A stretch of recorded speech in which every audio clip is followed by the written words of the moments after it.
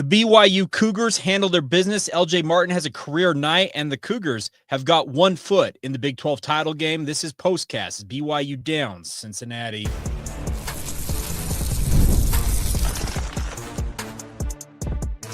You are Locked On Cougars, your daily podcast on the BYU Cougars. Part of the Locked On Podcast Network, your team every day.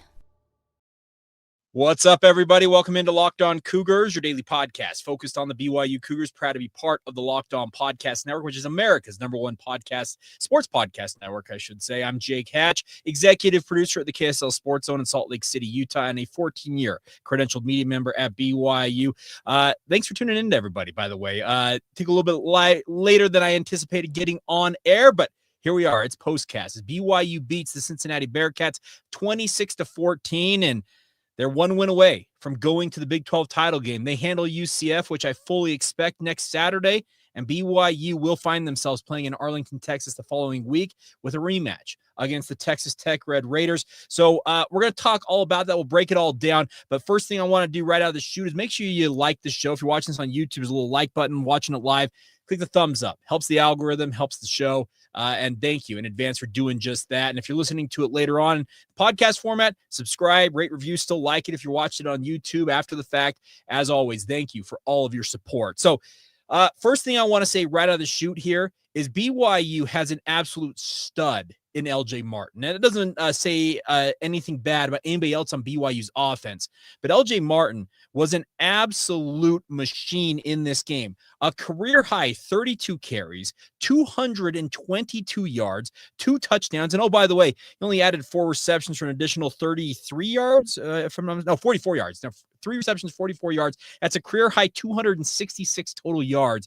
And I'm telling you, the fact that this kid is playing football right now after the injury he suffered earlier on this season is pretty darn remarkable. So absolutely love the fact that this kid essentially put BYU on his back. And that doesn't take away what a guy like Bear Bachmeier did in this game. But I love the fact that in the second half, BYU said, you know what, enough of this. We're going to play cute stuff. We're going to play bully ball. And they just lined up Cincinnati and ran them over. And yes, it was a 2-possession game throughout the entirety of this, but I had the thought when BYU was up 20-7 at one point, I'm like, this might be the most comfortable 2-possession lead I have felt in quite some time for BYU. And that might sound crazy to say, but the way BYU's defense was doing its thing, I was like, you know what? They're going to get the stops necessary. And they did exactly that. And the only thing that really kind of grinds my gears is BYU had a touchdown taken off this board.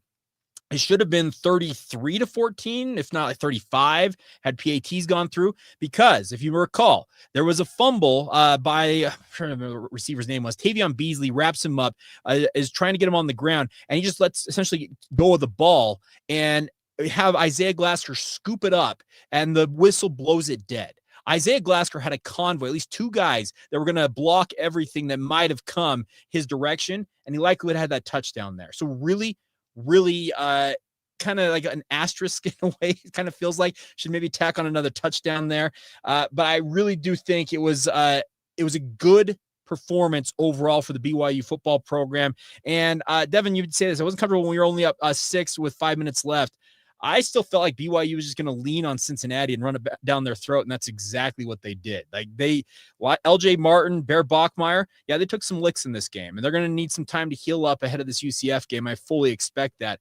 But BYU said, all right, enough of this. We're just going to bully it, and we're just going to win this football game, and that's exactly what they did. This team, speaking of BYU, they keep just winning football games. Aaron Roderick said it ahead of the Arizona game that they had the toughest 6-game stretch in BYU football history coming up.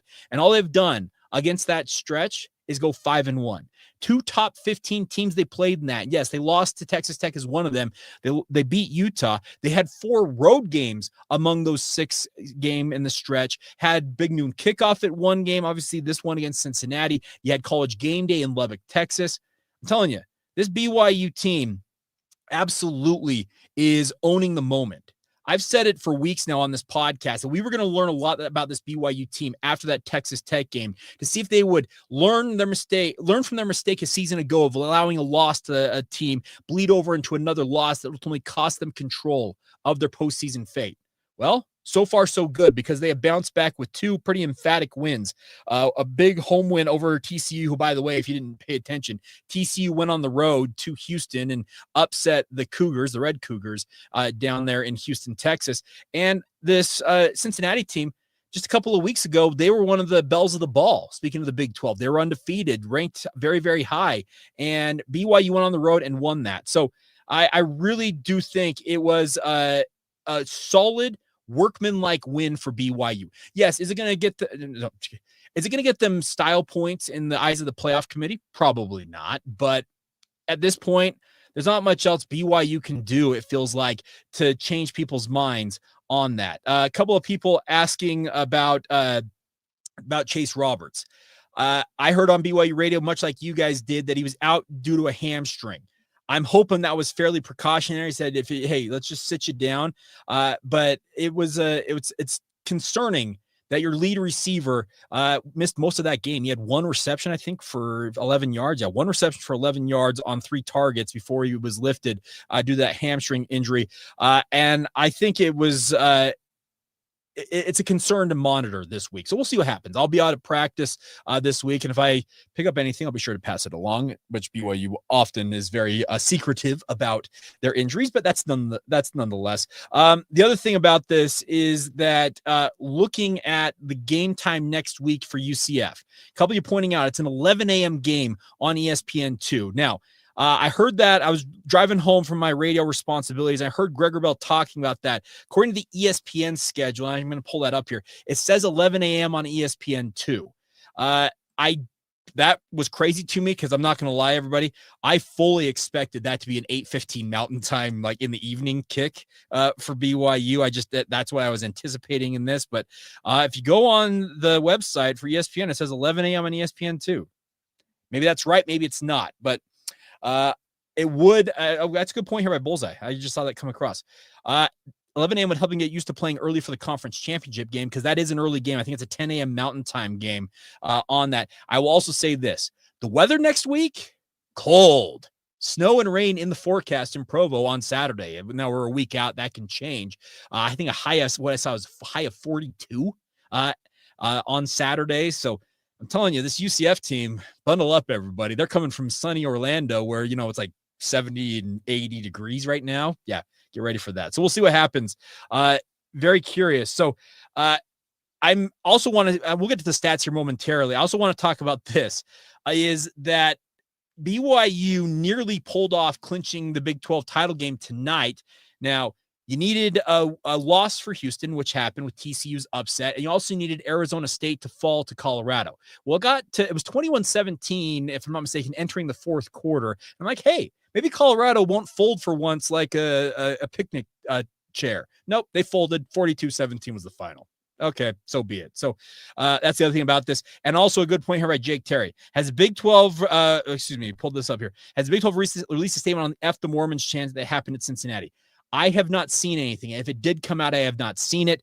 Now, we'll get to this. I also want to talk about this just a little bit more, is that the precedent says there will be a fine coming Cincinnati's way because of that, the F the Mormons chant that we heard. So one of those things, be interesting to see what happens. So, somebody asking like, hey, can I get tickets to the conference championship game at this point? You can do it if you want. Like I'm just saying, BYU should be a decided favorite against UCF. And I fully expect BYU is not going to take it easy on the Knights, and nor should the Knights take it easy themselves, because the Knights barely beat Oklahoma State this week. They won today 17-14 in a rock fight in Stillwater, if I recall correctly. I'm going to pull that up here as we're talking. And with that win, it keeps UCF's hopes of getting to a bowl alive, because they are 5-6. It was at home, actually, in the bounce house down in Orlando. But they will play that game in Provo, speaking of UCF, fighting for bowl eligibility. So there is a lot on the table here for BYU heading into next week. So big win for BYU. 1 win away from going to the conference championship game. They learned their lesson from a season ago. They have proven that with back-to-back wins after this Texas Tech game. And they are 60 minutes of football away from playing in AT&T Stadium in a rematch against Texas Tech in the Big 12 title game. So looking at that. All right. So I want to talk more about this game, the stats, guys who stood out to me. And beyond LJ Martin because he's an absolute stud. And we'll get to that momentarily as we roll on this postcast edition of Locked On Cougars. Today's show is brought to you by our friends over at FanDuel. Now, FanDuel is here when it comes to the NBA. They are an official sports betting partner, the official sports betting partner of the NBA. Whether it's a fourth quarter comeback or anything else you're interested in, whether it comes to football, baseball, basketball, anything you're interested in, FanDuel has got the options for you guys. And the best part is right now, FanDuel is offering new customers $300 in bonus bets if your first $5 bet hits. The best part is you can do live bets in games if that's what you're interested in. You can combine them into a live same game parlay that pays you out more if it all hits as well. So once again, $300 in bonus bets if you're a new customer by going to FanDuel.com and signing up today. $5 bet, $300 in extra benefits from our friends over at FanDuel if that $5 bet hits. So once again, go to FanDuel.com, get started today as they are an official sports betting partner of the NBA. Thank you once again for making Locked On Cougars your first listen of the day. Going to point it out right now, if you're just tuning in, there's a 329 of you watching this live from what I can tell on my end. Click that thumbs up icon on YouTube, and thank you in advance for your support of this venture. All right, so big win for BYU. I don't need to belabor the point there, but looking at the stats from this game for BYU, 392 yards against 387 yards for Cincinnati. Fairly even for both of these teams. Cincinnati did most of their damage through the air, 300 yards passing for Brendan Sorsby. BYU did their damage on the ground, 265 yards. The Cougars getting back to running absolute power football, averaging 5.4 yards per carry. That's more of the BYU team that we saw earlier this season, just jammed it down your throat. Bear Bachmeier, 15 of 25, 127 yards, tidy 60% completion percentage, 0 touchdowns, 0 interceptions. He did have 1 rushing touchdown, the opening touchdown of this game, but looking at it, it was not a perfect performance for BYU's offense, but I also didn't expect that. There were a couple of times some passes from Bear Bachmeier probably and should have been picked off, it feels like, in this. But the nice part was BYU didn't really, I think, do anything critical that hurt their chances in this game. That's the biggest thing I took away from this. Now, defensively, to pull this up, fairly kind of across the board average, or I guess tame numbers. Evan Johnson was BYU's leading tackler, 5 solo tackles. Ciale Acera, by the way, had a big game a week ago against TCU, follows it up with 5 tackles of his own. And then Ciale Acera, who I thought was maybe the defensive player of the game in my eyes, has 5 tackles of his own, including a tackle for loss. Only the 1 interception that went to Tanner Wall. He continues to absolutely just kill it on the back end. The pass he picked off, what a horrendous throw it was by Brendan Sorsby. He just short arms a deep ball, and all Tanner was doing was playing center field and using the baseball analogy, goes up and gets it. So made them pay. Also, seeing these stats across the board, BYU didn't have very many QB hits. 2 of those, 4 tackles for loss. The 1 sack that belongs to Trey Alexander was on a corner blitz, if you recall, late in that game. But I really did think that BYU, it was workmanlike. And I do think that was the best way I can describe this. And I got to give, once again, mad props to a guy like LJ Martin. That shoulder, it's not 100%. It's very clear that he is still dinged up. But much like Jack Kelly, and I can tell you this much, what I was told about Jack Kelly's injury, and I'll give you the direct quote, was the fact that Jack Kelly is playing right now, very few players will be playing. And that, remember, Jack got injured kind of mid-season, and all he's done is just go out there and ball out. And I think it's, at least from my vantage point, a guy like LJ Martin is showing that exact same toughness. You can see he's wincing every so often if he takes a hit on that shoulder, but he manned up. 32 carries. That's like throwing it back to the 1980s era NFL, it feels like, or 90s era NFL. Remember, guys like Eric Dickerson, the Emmitt Smiths of the world, they would run it like 30 plus times and just run roughshod. That's what it was for BYU in this game. And it wasn't pretty. It wasn't going to score, like I said, a lot of style points in the eyes of the College Football Playoff Committee, but I don't think BYU cares at this point. I honestly do not think that Kalani Sitake or anybody in the BYU locker room cares. All they care about right now is winning football games. We'll see how it plays out when it comes to the playoff committee, because yes, some of you pointed out in the chat as well that there were no teams in front of BYU lost today. There were some workmanlike wins for the likes of Oklahoma in front of them, who is a 2-loss team that is in front of BYU. But I also liked what RG3, Robert Griffin III, said in the game tonight. He said, Any team that only has one loss should not be behind two lost teams from other conferences if we're looking at it a spade for a spade. But he pointed out, are we playing the power 4 or is this the power 2 essentially? And that's kind of the way it feels for BYU right now, is that the Big 12 is getting the disrespect card being shoved in their face.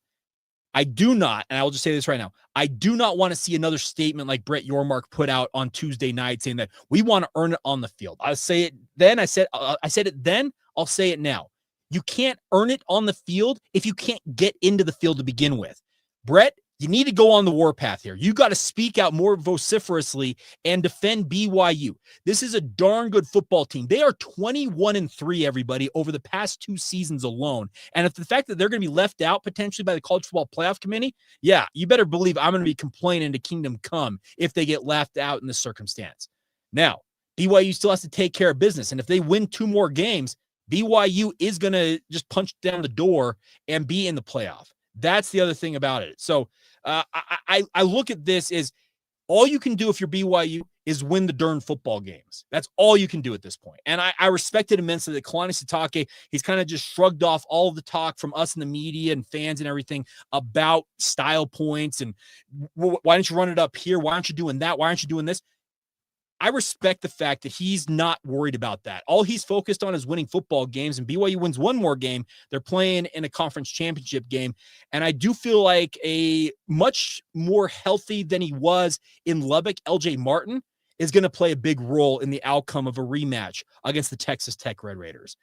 We'll get to that more, but I hope that Brett Yormark and heck, I'd be okay if Brian Santiago, Shane Reese from BYU start speaking out more vociferously in defense of BYU as well.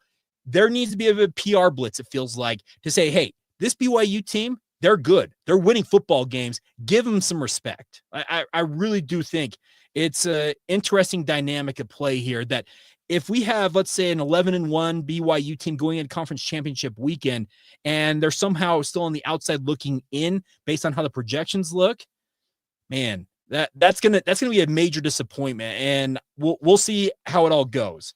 I also do think that it's an interesting dynamic to watch what's happening with the national narrative around certain teams as well. And the tough part is BYU, they know what they're up against, and I think that they just are saying, you know what, we're just going to control what we can control, and I can respect it. But I'm going to speak out. I'm sure many of you are going to speak out, but I do think there are some heavier hitters out there, guys like Brett Yormark and the like, who can speak out more on BYU's behalf than anything else. So I do think you need to have somebody push you through. Now, this is a good point by Goatee. Let's see if I can pull this up here.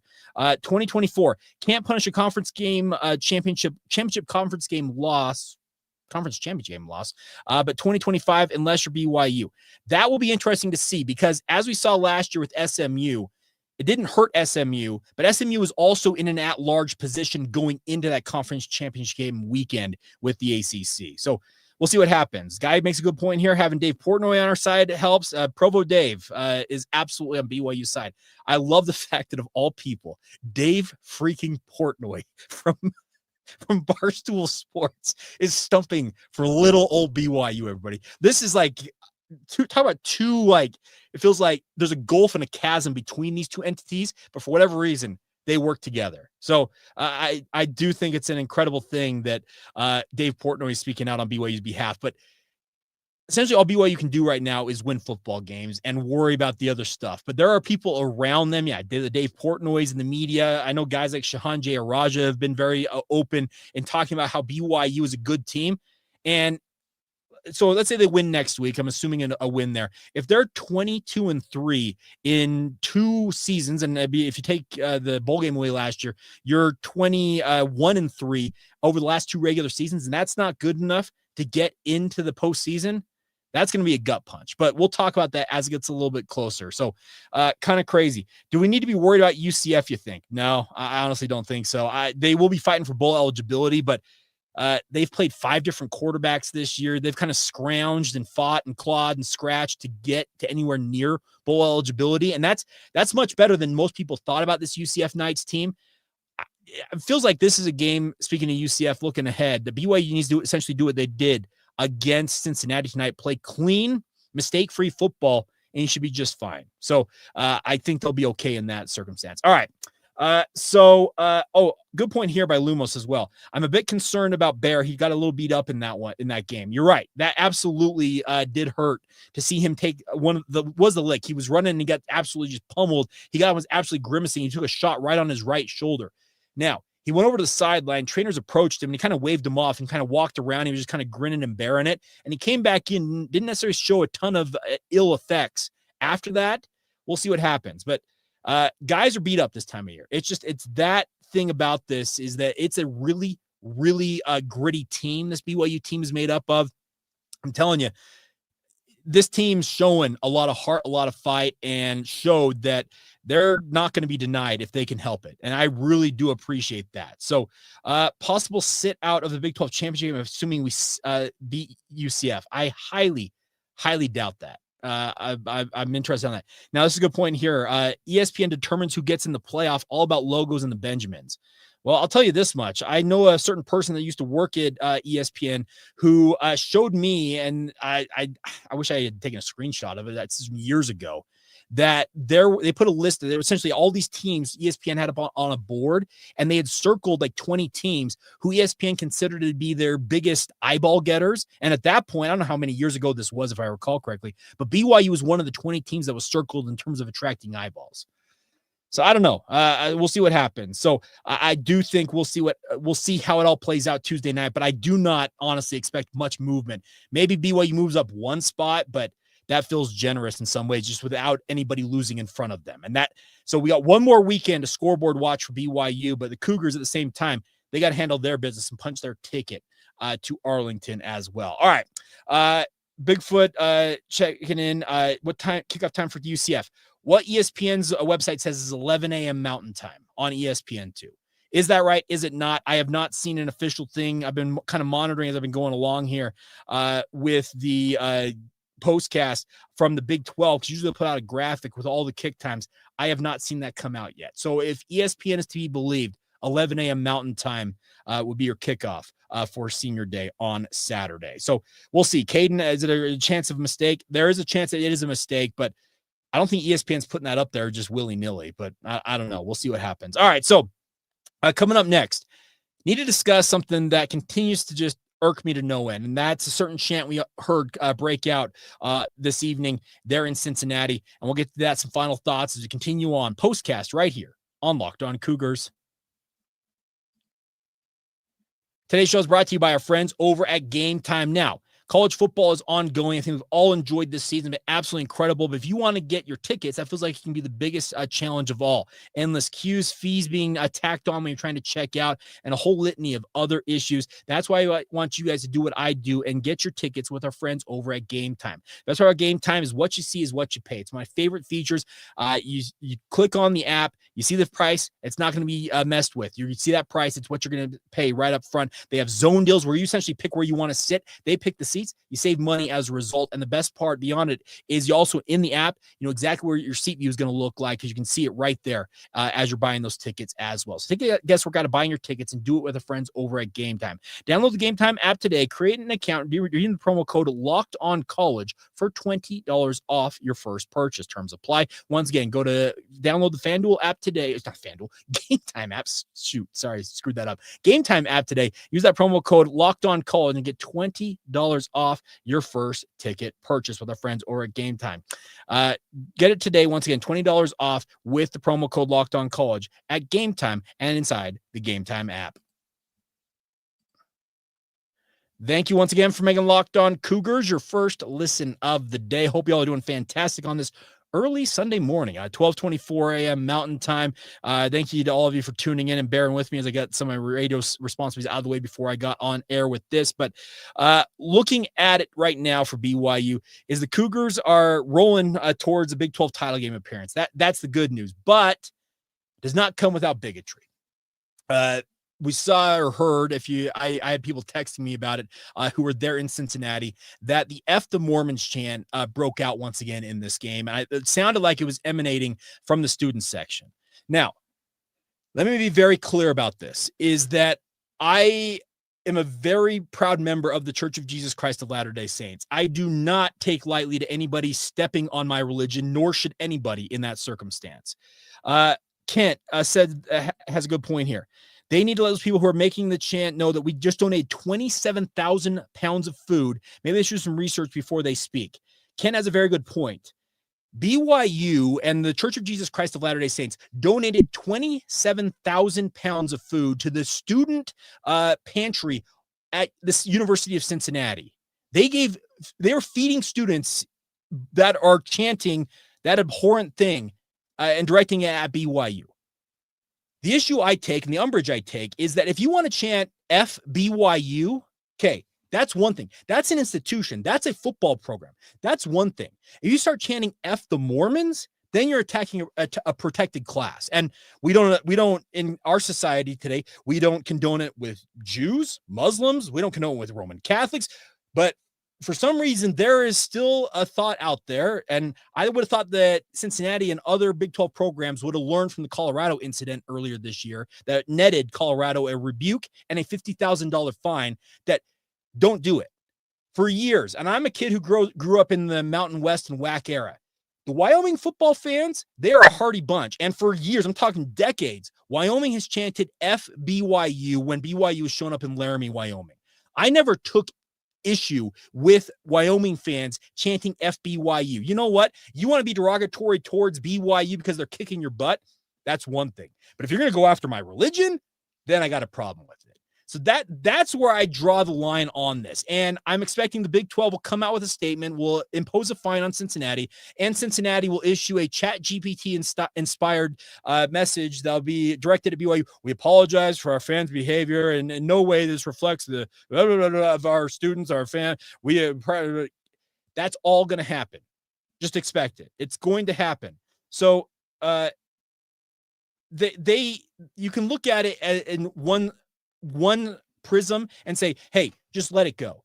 It's old, everybody. It's absolutely old. If you're going to feed these students who are going to turn around and chant that at you, man, that doesn't look good. So I do think it's an interesting dynamic at play here. And like I said, I don't take kindly to my religion being denigrated. And like you can say that they were drunk, whatever. You would have thought, and I heard about Texas Tech before their game, and that Texas Tech crowd was absolutely lively. They said it on the loudspeaker in no uncertain terms that they were not going to condone that chant from their student section or anybody else down there at Jones AT&T Stadium. That's the way it needs to be handled by everybody in the Big 12, and apparently Cincinnati didn't do that. I do expect, once again, a fine to be imposed by the Big 12 and a public reprimand from the conference. That's all they really can do at that point. We just need, I'm doing it here on my podcast, I got no problem to call it out. Bigotry is bigotry and has no place. It has no place in our society. Mormons are a protected class. Members of the Church of Jesus Christ of Latter-day Saints are a protected class under the laws of the land of the United States of America. And like I said, if you're not going to condone it for Jews, Muslims, Roman Catholics, any other protected class, it's off limits for this. FBYU, go right on ahead. If you have an issue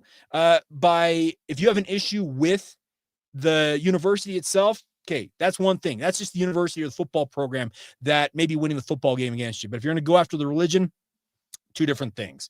Okay, this is a good point by MGI.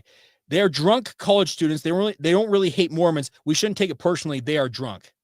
It happened in Colorado, and guess what Colorado got? Rebuked. They got fined. So I do think that it needs to be called out, and I'm calling it out. I don't have a problem with that. So Iowa State, did they get fined? I didn't hear about Iowa State. Did it happen at Iowa State, Brian? Because I did not hear about that at Iowa State. If it happened, it should have been fined. It needs to be addressed. It needs to be handled because it's not okay. It is absolutely unacceptable. So it did stop tortillas. Yeah, tortillas did get stopped because they threatened a fine and other things for the tortillas down at Texas Tech. So I do have an issue just with the treatment of my religion. Call me soft, call me what you will. I don't care. It really is unacceptable.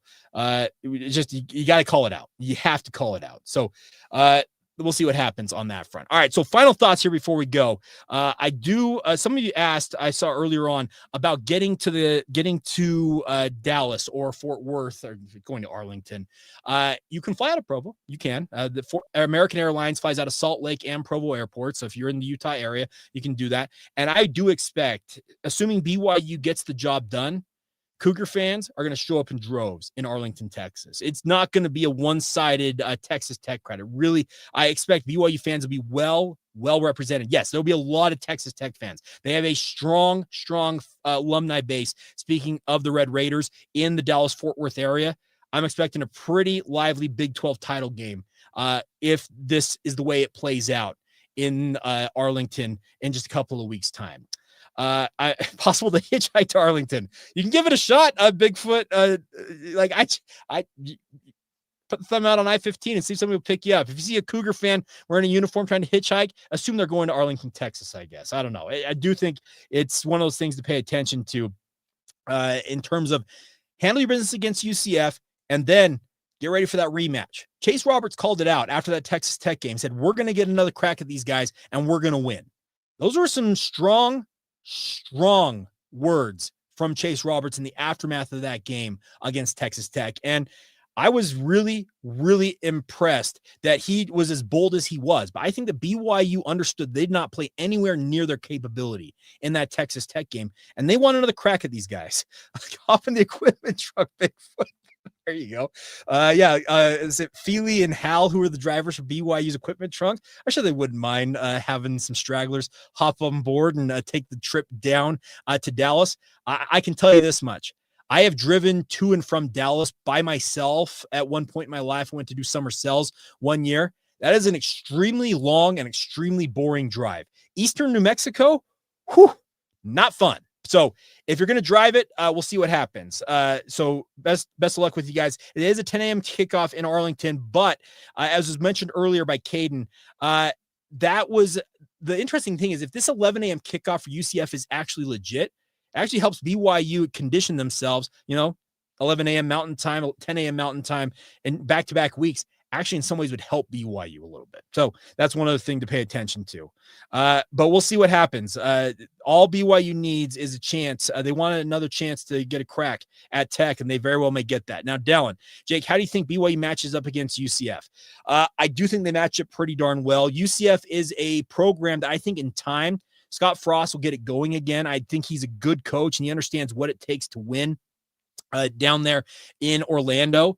But the one thing that BYU's got on their side, and it's similar to what happened against Houston last year, is that if UCF has played a game that's colder than like 50 degrees this season, I'll be floored.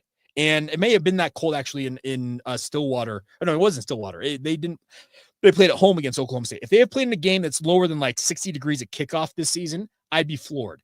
Houston last year came to Provo, hadn't played a game that kicked off in lower than 50 degrees all season long. Actually been years, I think, if I recall correctly. And all of a sudden, Houston's playing in Provo late on a Saturday night, and it's like 30 degrees outside. You can tell some of those Houston guys are like, whew, this is not fun. So I do think with the high currently projected to be 42 degrees in the day on Saturday, that cold weather, this is a UCF team. They're not used to playing in this weather. BYU ain't nothing. Playing at Cincinnati tonight, I saw actually a random Cincinnati fan. Is BYU ready for cold weather? And I about fell out of my chair laughing. BYU ready for cold weather? Do you realize where BYU plays? They literally are from the mountains, dude. Like that was the thing about this. So we'll see what happens. So it will be an interesting dynamic, and I do think that the cold weather plays to BYU's advantage. And honestly, if this is a game the way I expected to go against UCF, BYU just kind of goes in there and says, all right, we're going to run the ball down your throat. We may play action a time or two off of it, and we're just going to win this football game. And there's nothing you can do about it. And that's another good point by Guy. Altitude as well. The biggest altitude, I think, advantage in this day and age of college football is when it's cold and guys are coming from sea level where they're expecting it to be warm, and all of a sudden their lungs are burning. Because any of you who have played outdoors in Utah in the winter, you know how that it burns your lungs. It's what it feels like.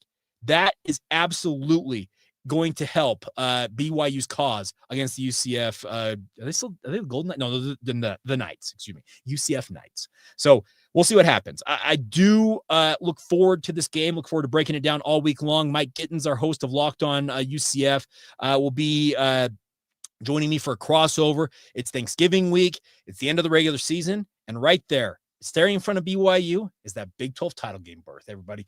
It's still in their control. So long as they get through the next 60 minutes of football unscathed, BYU is going to Arlington, Texas, and let's celebrate that fact. So, good point here also. I'll say this before we go here. MVX, since this is Locked On Cougars, not just Locked On Football, please note, Jake, that the BYU women just won NCAAs with Jane as the first scorer. They didn't actually win the NCAAs, did they? I think they finished second. And Jane Hendegren finished second overall as well. Maybe I'm wrong about that. So also BYU women's soccer, by the way, like talk about penalty shootout kings or queens, I should say. Another win as they advance to the Sweet 16. They play Monday against Stanford, number 1 seed Stanford out there in Palo Alto. So we got some good things going with BYU sports, everybody. BYU basketball, a huge win last night, running away from the Wisconsin Badgers. So really do think it was an impressive weekend for BYU sports with a lot of good performances by multiple programs out there. Women's volleyball won as well. So yeah, it is Locked On Cougars. We do focus on a lot of BYU football and a lot of BYU basketball. It does not preclude us from talking a little bit more about the other women's sports as well. So that's going to do it. I'm going to sign off now. It's well past 12:30 at this point. So hope you guys are absolutely doing great out there in Cougar Nation. Big win for BYU. No doubt about that.